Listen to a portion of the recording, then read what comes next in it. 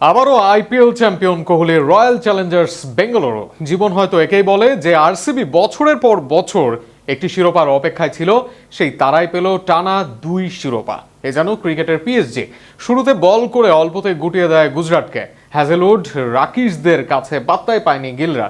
অন্যদিকে ব্যাট হাতে আরও একবার বিধ্বংসী রয়্যাল ব্যাটাররা। আইপিএল এর ফাইনাল ম্যাচ নিয়ে আরও থাকছে প্রতিবেদনে। একসময় আইপিএল এর সবচেয়ে দুর্ভাগা দল বলেই পরিচিত ছিল রয়্যাল চ্যালেঞ্জার্স বেঙ্গালুরু। বছরের পর বছর তারকা খচিত দল গড়েও শিরোপার দেখা পায়নি তারা।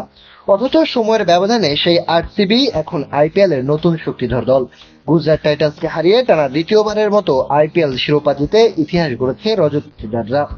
আহমেদাবাদের নরেন্দ্র মোদী স্টেডিয়ামে অনুষ্ঠিত ফাইনালে টসে হেরে আগে ব্যাট করতে নামে গুজরাট। পুরো মৌসুম জুড়ে নিজেদের ঘরের মাঠের পেস সহায়ক উইকেটকে কাজে লাগিয়ে প্রতিপক্ষকে চাপে রেখেছিল শুভমান গিলের দল। কিন্তু ফাইনালের মঞ্চে সেই পরিকল্পনাই যেন বুমেরাং হয়ে ফিরে আসে। আরসিবির নিয়ন্ত্রিত বোলিং এর সামনে শুরু থেকেই ধুঁকতে থাকে গুজরাটের ব্যাটিং লাইন আপ। নিয়মিত বিরতিতে উইকেট হারিয়ে বড় সংগ্রহের আশা হারিয়ে ফেলে তারা। এক প্রান্ত আগলে রেখে লড়াই চালিয়ে যান ওয়াশিংটন সুন্দর। তার দায়িত্বশীল অর্ধশতক না থাকলে গুজরাটের স্কোর আরো বিব্রতকর হতে পারত। নির্ধারিত 20 ওভারে তারা সংগ্রহ করে 156 রান। আরসিবির হয়ে জস হেজেলউড, ভুবনেশ্বর কুমার ও রাশিদ সালাম দুর্দান্ত বোলিং করেন। তারা গুজরাটের ব্যাটারদের স্বাচ্ছন্দ্যে খেলতে দেননি এক মুহূর্তের জন্য। 156 রানের লক্ষ্য তারা করতে নেমে শুরুতেই আক্রমণাত্মক ব্যাটিং করেন ভেঙ্কটেশ আয়ার। মাত্র 16 বলে 32 রান করে দলের রান তোলার গতি বাড়িয়ে দেন তিনি।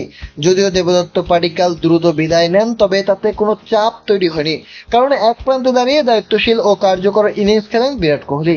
তার ব্যাট থেকেই আসে জয়ের ভিত গড়ে দেওয়া গুরুত্বপূর্ণ রান। পরবর্তীতে মিডল অর্ডারের ব্যাটাররা কোনো ভুল না করে দলকে সহজেই লক্ষ্যে পৌঁছে দেন। এর মধ্য দিয়ে দীর্ঘদিনের শিরোপা আক্ষেপে পড়া আরসিবি এখন টানা 2 বারের চ্যাম্পিয়ন। আর দলের সবচেয়ে বিশ্বস্ত সৈনিক বিরাট কোহলিও অবশেষে পেলেন তার নিষ্ঠা ও অপেক্ষার যথার্থ পুরস্কার।